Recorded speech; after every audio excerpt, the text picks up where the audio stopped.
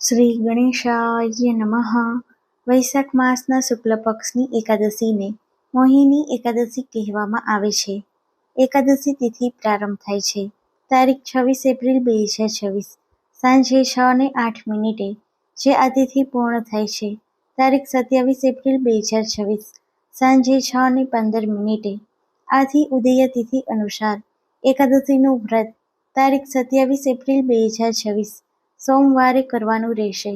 એકાદશીના પારણ તારીખ 28 એપ્રિલ 2026 મંગળવારે સવારે લગભગ 6 વાગ્યાથી 8:30 વાગ્યા સુધીમાં કરવાના રહેશે.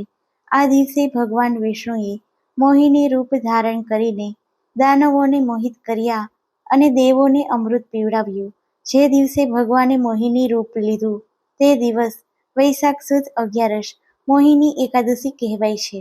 આ એકાદશીનું વ્રત કરવાથી 1000 ગાયોના દાન જેટલું પુણ્ય મળે છે.